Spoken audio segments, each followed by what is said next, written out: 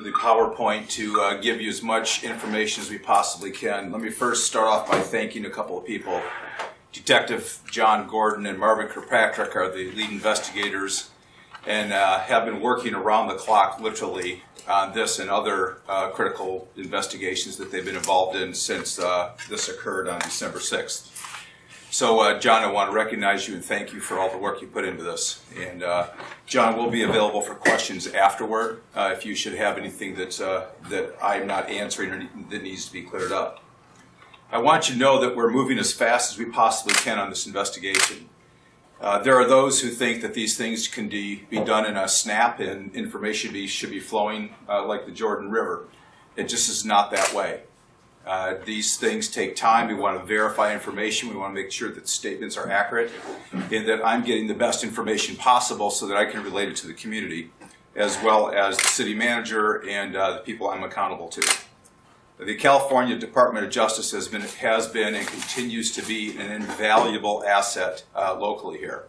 I can't emphasize that enough. There is some talk about removing the lab from our region. That would be a tragic mistake on the state's part. We depend on them heavily to do the forensic examinations of the evidence at the scene, as well as reports such as toxicology that we get back from them. So that's important. I also want to thank the other CERT team investigators who, again, spent a few sleepless nights trying to get the information to us and make sure that it's accurate as possible. There's been a considerable amount of inaccurate information that's been put out by various people for whatever reasons. It doesn't really matter to me. The information will only come out from here. That is, we are responsible for the information and we'll put it out directly. I hope this clears up some of the inaccuracies that have been put out. This incident should have been over at the traffic stop. If Clayton Lazinski had stopped for the CHP officer, none of this would have taken place. Clayton, in his interview, apologized for his behavior. And I think that's a relevant topic. It doesn't mean he's necessarily a bad guy. All that means is that he made a bad choice, and as a result, this incident unfolded. In taped interviews, one of his passengers said that Clayton knew he had a warrant or thought he had a warrant out of Illinois and that he was running because of it. Another passenger said that he was paranoid and that he was fearful of being arrested, and that's why he ran. Clayton himself said that he was running from the police because he thought that he owed money, $100,000 worth of product and other things, to a organized crime guy out of the Modesto area. And as a result, he said he thought that they were using the police to help him. Probably part of his delusional state, I don't know. Two different civilian witnesses believe that he fired at officers. One said that he two-hand shoulder, eye level, pointed the gun at officers who were pursuing him. Another person said that he actually thought that he was firing his gun at officers. That did not turn out to be the case. Lazinski thought he had a warrant out of Illinois, out of Henry County, Illinois, for probation violation. He had absconded from probation where he was on probation for trafficking cannabis. That actually was not true. They just dropped the probation rather than seek a warrant for his arrest. I want to be very clear. This is a tough job. We ask our young men and women to make decisions in microseconds. And we expect them to be right 100% of the time. We ask them to make these decisions while they're running with 30 plus pounds of gear on in critical incidents and chaotic scenes when they only have partial parts of information. But we expect them anyway to be 100% right. We look at the justification, both legal and policy, for the shootings. We look at the context and the environment that these shootings took place in. And we look for the proportionality of our response in these shootings. And then we are harder on our own people than anybody could possibly be. We judge that with clear eyes in understanding the policy and also understanding the context of policing. We understand that it must be legally justified, but also must be morally justified.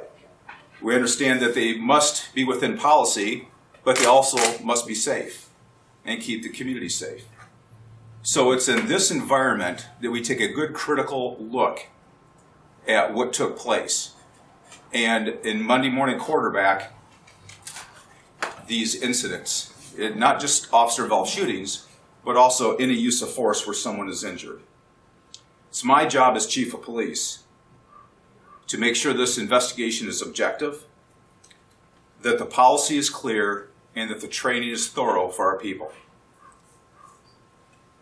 I'm responsible for that. I'm accountable to the city manager and the citizens of this city. I want you to know that I do have some concerns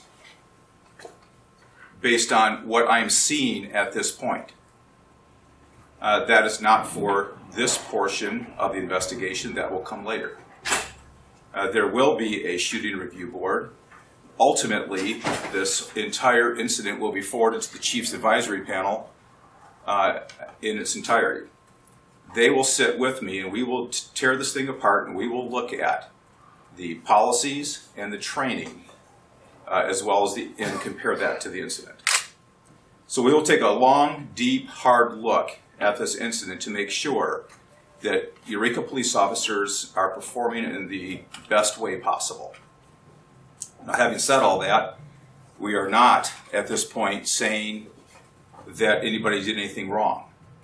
I want to make sure that we were within policy, and that will take time, effort, and energy to do. Second part of this that I believe is critically important is that today, we've been working on this for some time, but today we are launching the transparency portal portion of the Eureka Police Department's website. This portal will initially start off with 3 items. First one will be the PowerPoint that I'm giving you today. And not only should media have it, but the general public should have it and be able to look at it themselves in its entirety without editing and without editorializing on this. Second thing that will be posted is the McLean officer-involved shooting executive summary. It's a multi-page document, and some of this isn't suitable for young readers because there are language. This is part of an investigation that is very raw. That'll be posted up there, as well as the video of one of our officers kicking a juvenile. That will be posted on that website also. This was, as you know, the subject of a lawsuit between the city and the North Coast Journal and Thad Greenson. And so this will be posted on there once we are able to get the exact timestamps and get it uploaded. Hopefully that will be later today at some time. There will also be a portal where we can post any relevant policy that the community has a question about, such as use of force policy, foot pursuit policies, car chase policies, you name it. Some policies are exempt under the state code, but for the most part, many of our policies will be posted in this location, as well as PRA requests that are made to the city. We'll try to post most of it so that people can have access to it in a fair way. My goal is to create as much transparency and fairness and be as accountable as possible to the public, and this is just one step toward that. This has been discussed at the Chief's Advisory Panel, and as well as with the city attorney and the city leaders. So let's go into the case itself. Probably pretty small for you to see, but there's a lot of information, and you have it in front of you. The first report of shots fired was at 16:51 hours and 15 seconds. That was by 3B34. He wasn't saying he's code 4, that's his call sign, 34. And he was reporting shots fired. Shortly after that, at approximately 16:51.56 hours, Officer Linfoot got in the air and described that there was a carjacking. that the person had taken the car. The car was abandoned at 16:52.28 hours, and an officer got on the air and said he's still, quote, holding the gun. The vehicle was abandoned in the middle of the intersection at 6th and B, right behind the police station here. The suspect is at 16:52:44 hours at 5th and B Street, where officers are screaming at him to drop the gun. This is after he had already collapsed behind the car. So you can see from this, and medical was staged, by the way, at 16:53:15 hours. The entire time from when Linfoot had eyes on to when medics were called was 3 minutes and 19 seconds. That's a relevant time. That is the portion where EPD was involved. So let's talk about by the numbers. There were 42 rounds fired by EPD officers. All of those were .40 caliber rounds. There were no AR-15 shell casings found at the scene. And no officers reported shooting an AR-15. There were 27 strikes on the target car. 2 of those were possibly exit points. There were 14 strikes on other objects, such as walls and vehicles where the car had traveled. We have 3 strikes that are unaccounted for. We know from the officer statements that one probably went straight down B Street. The other 2 we're not sure where they are. And we found 42 shell casings at the scene. So we accounted for all of the shell casings in most of the strikes that were spent. Officer Linfoot was the first officer to engage the suspect. He fired 16 rounds with 1 unspent round that was ejected from his handgun on a malfunction. All of those were in the carport at Soul Savers. Officer Nance fired 5 rounds, all on the west side of the building of Soul Savers. I'll get into the details on this in a second. Officer Jansen fired 20 rounds, 15 on the west side of Soul Savers, 2 on 6th Street, and 3 on B Street. Detective Harpin fired 1 round on B Street. It is worth noting that it takes about 1/3 of a second, give or take a couple hundred milliseconds, to fire a round and for the gun to recycle. So in a very short period of time, in seconds, you can empty a complete magazine.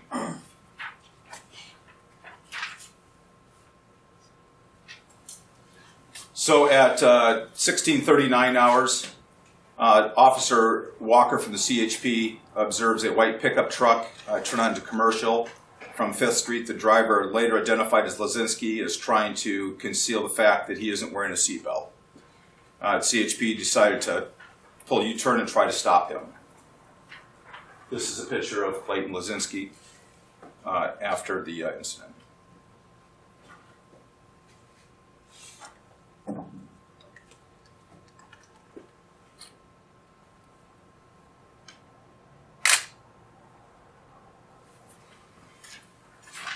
Officer Walker makes a U-turn to try to initiate a traffic stop. Lazinski runs the stop sign at Commercial and 4th, and Walker loses sight of the vehicle.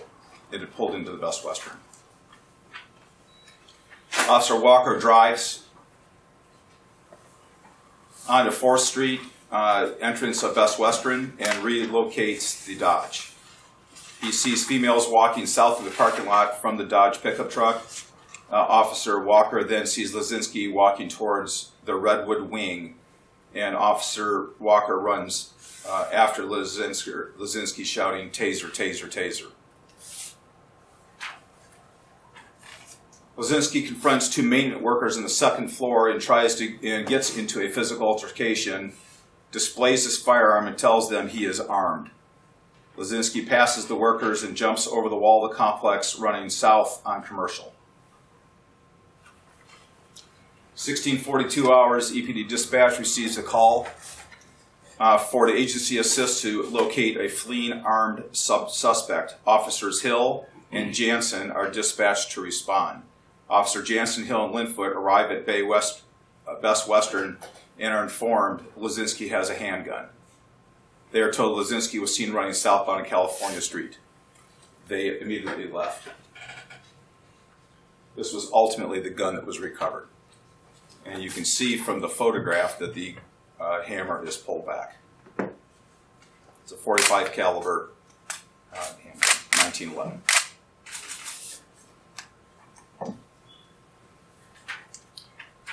Officer Linfoot locates Lazinski jumping a fence headed toward A Street. Officer Nance and Jansen also see Lazinski jumping the fence. They are out in the alley between California and A, and 6th and 7th shout, "Police, stop." Lazinski looks at Officer Nance but continues over the fence toward A Street.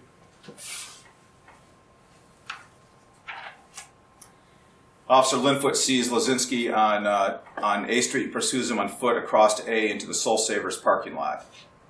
Officer Linfoot shouts, "Stop, stop," but Lazinski continues to run toward the covered breezeway of Soul Savers, heading towards EPD. Lazinski locates a red Mazda sedan idling with the keys in the ignition and the doors unlocked. An employee sees police chasing Lazinski and moves out of the way. Lazinski gets into the car and steals it, climbing into the driver's side. At 16:51 hours, Officer Linfoot draws his firearm, commanding Lazinski to stop, and sees Lazinski point a firearm at him over the steering wheel. So what happened is Lazinski's in the driver's seat. He brings the gun up over the top of the steering wheel and points it at Linfoot. So at that point,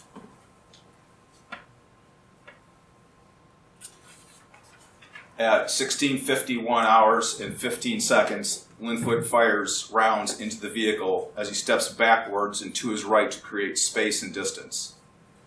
Linfoot trips and falls on the curb. There's about a 6-inch curb there. Backwards into an office doorway and continues firing into the driver's side of the vehicle as it accelerates past him. Lazinski reported that it was at this confrontation that he was struck by a bullet. Linfoot fired 16 rounds in total. 16:51 hours, Officer Linfoot and Jansen broadcast shots fired. This is a picture of the car that Lazinski stole from Soul Savers. You can see the dowels that show the direction of travel of the bullet as well as where they struck.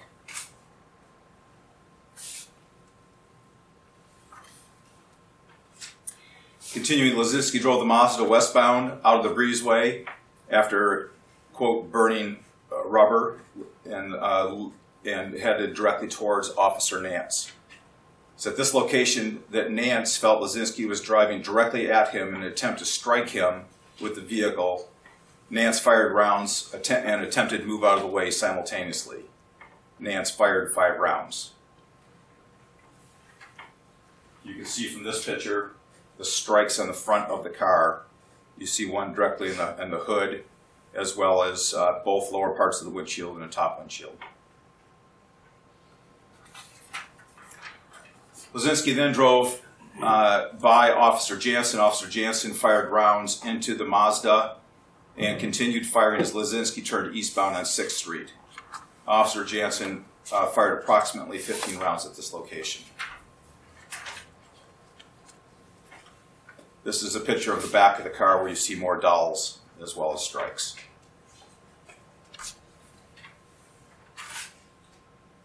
And then you can also see the strikes that appear to be coming from behind on the side of this car.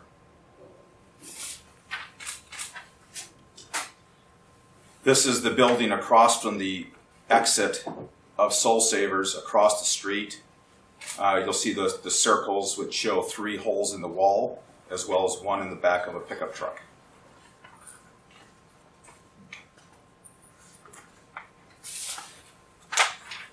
still in his hand. Jansen fired 2 rounds at this location in a northwesterly direction. Lazinski turns into the Hertz rental lot, and Officer Jansen continued pursuing him north on B towards 6th and fires at Lazinski 3 more times. Civilian witnesses depicted in the photo here state that at this point Lazinski was pointing the gun at the officers. Officer Jansen fired 3 rounds from this location, striking a heavy metal fence, which was his backdrop at Hertz rental car.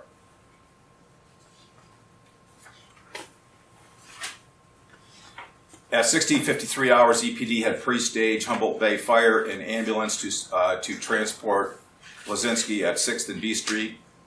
Lazinski had continued to cross the lot where he collapsed on 5th Street in front of American Stove Works, and officers were able to finally take him into custody. At 16:57 hours, officer approached Lazinski and detained him while medics moved in. And that completes that part of the incident. So what are the next steps? The next steps are for us to, A, complete the investigation. There's additional interviews to be done. There's re-interviews that may need to be done with officers to clarify what took place. The officers have not looked at the video yet, to my understanding. And then we also need to obtain the forensic evidence reports from the California Department of Justice. After that, we will conduct internal interviews and an internal affairs function, and that will go before a shooting review board to look at policy and training. And then after that, the whole thing will be packaged and forwarded to the Chief's Advisory Panel, where we'll look at the investigation, the policy, the training, and then the transparency as a result. That's an overview of the incident as much as I have right now. If you have specific questions, I'd be happy to try to answer them.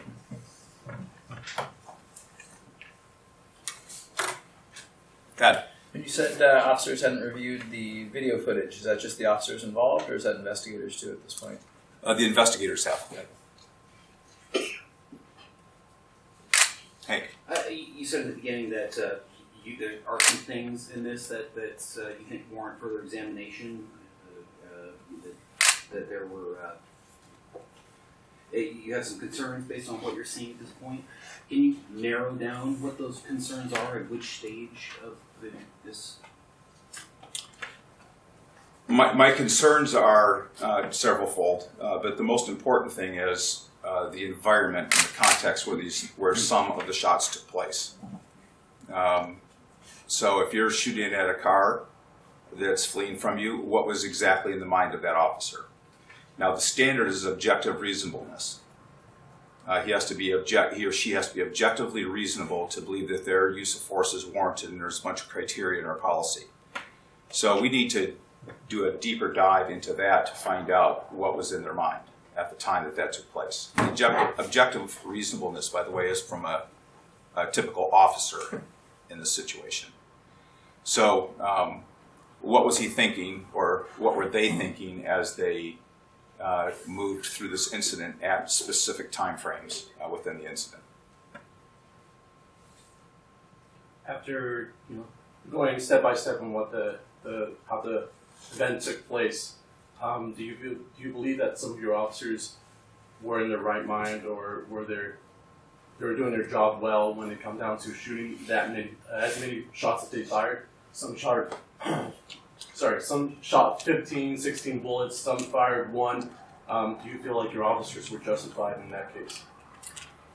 Well, I'm not going to get into justification at this point. I believe that certainly some, if not all, of the officers were justified in different parts.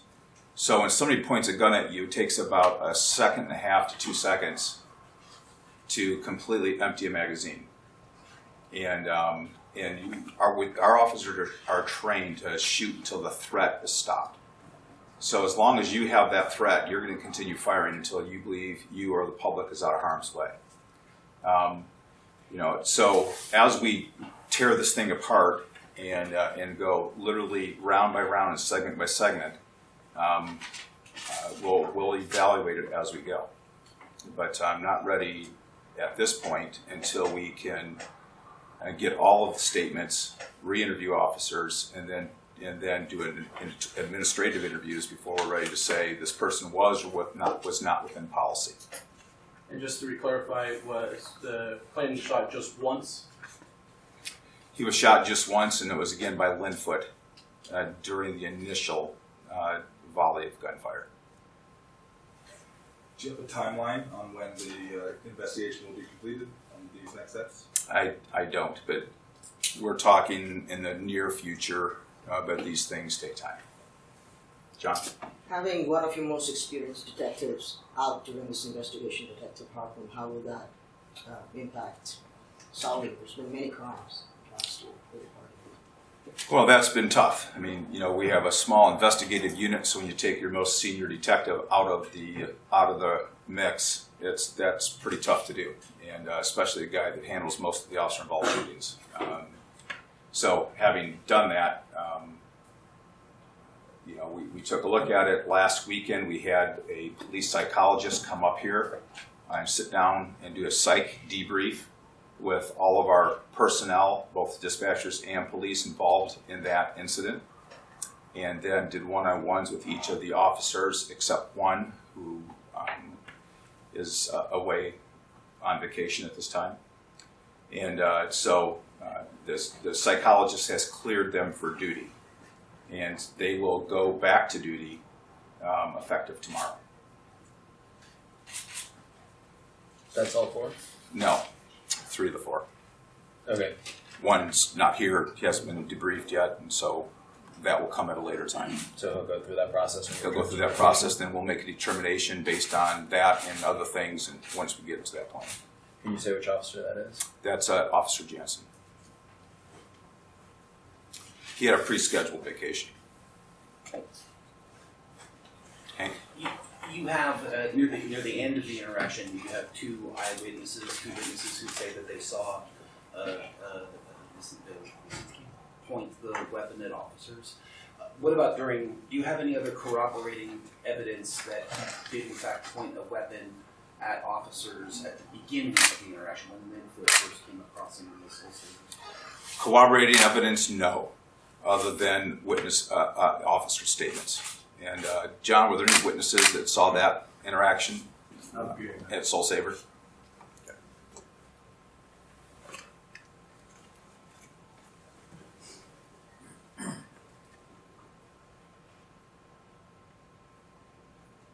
One of the things I might point out, and if you look at the configuration of this gun, the hammer is pulled back.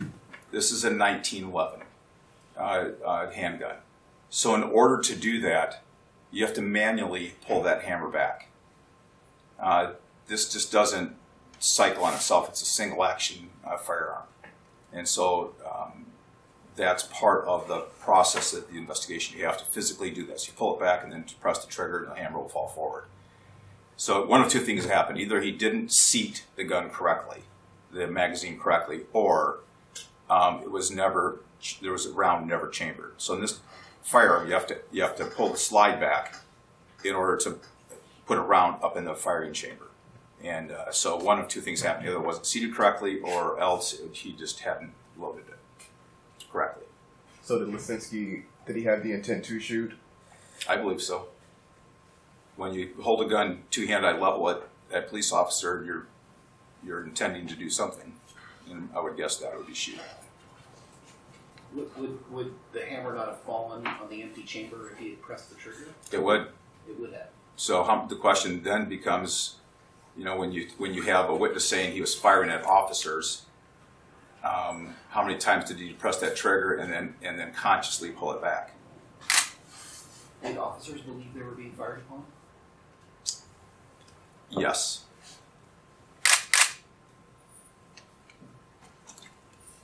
And what triggered that thought that they were being fired at? Well, when you have a guy chasing a guy with a gun, you're hearing all these rounds going off. Several of the officers reported in their interviews that they believed they heard 2 different caliber of guns being fired. It turned out not to be the case. especially when you look at acoustics in terms of in covered overheads, such as the breezeway, Soul Saver behind buildings, echoes, and so forth. Again, that's when I talked initially in the beginning, it can get confusing. And Do you feel that there's enough training to sort of prevent that way of thinking? I don't know that you can prevent that way of thinking, but it's certainly something that a lot of these guys and gals shoot an awful lot and are used to firearms. I mean, we have some people that are experts, far better than I ever will be in terms of handling a weapon. So, in their opinion, in the fog of war, if you will, this can be a tough thing to decipher. And so I don't know that you can train that out, but at the same time, we want them to be as accurate as possible, that individualized for them. That You said that there's no corroborating or no evidence to corroborate Linfoot's statement that Lazinski pointed the firearm at him from the Mazda. Was he wearing a body cam at the time? he was wearing a body camera at the time, Okay. and he was in lineup. So the body cameras work this way: you have to plug those things in, and then get on the computer and log on, and then to activate the body camera. And Brian can maybe address more of this. He's the body camera expert. So when they're sitting in lineup and they hear this cover call, code 3 cover, they all went running out of lineup to try to help out. They had not logged those cameras into the computer system yet. And so that his was not activated at the time. In Brian, is that, you want to clarify that at all? It was not powered on either. Linfoot was not powered on. So to save battery and not to record anything during briefing, they all have to power them down. Okay. And then the events evolved so quickly after the fact that process never happened. Okay. And that negates the ability to go back after the fact and correct. turn it on. And, That's correct. There were 2 other body cameras. Well, there are many cameras that were recording. I'm going to talk about specifically recording the incident. There were 2 other cameras. One is Dustin Nance's camera. Dustin had served a search warrant earlier in the day and had been recording for 8 hours straight. And that battery ran down because it was obviously the end of his shift. He actually should have been in the station by that time. And then the 3rd camera was Officer Jansen's, who was recording. so, I'm sorry, Nance's camera recorded part of the incident but then shut off during? No, it was dead. It was dead. Linfoot was the one that had the shot that hit Clayton, right? So with that said, and this body camera not working, don't you feel that that's going to bring questions into questions on why that camera wasn't working? It may, but there's not much. I mean, there are limitations to technology. When you guys go out in the field, every time I do an interview, you guys are swapping out batteries in your camera. Sometimes midstream because technology fails. These cameras can only do so much, and these cameras are fallible, and so are officers sometimes. However, that was recording all day long, and on a search warrant, he got some guns off of a kid that was tearing us up. So, as a city, so applaud him for having his camera on during that search warrant. These cameras are only going to last about 8 or 9 hours, and that was it. It died. Manny? We're talking about cameras. Any surveillance video from Soul Savers from you guys in the back of the parking lot, or even by businesses? I'll let John address that. Go ahead, John. Sure. Well, Soul Savers does have surveillance on that. However, nobody at their place maintains the cameras, and their camera quit working on October 27th, I believe. So past that date, they didn't have the footage.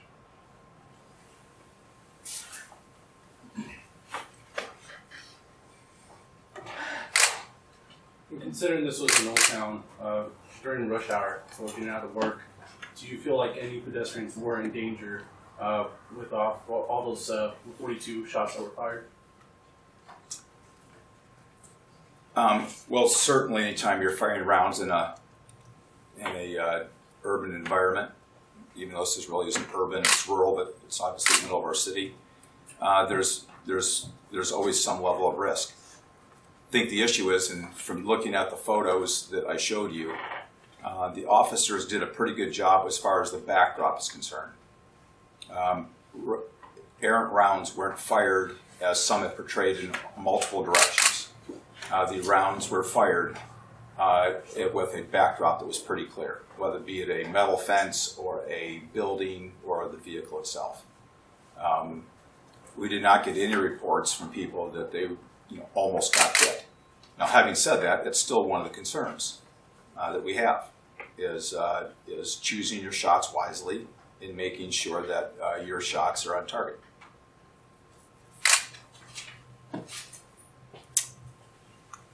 Anybody else? Great. We're done.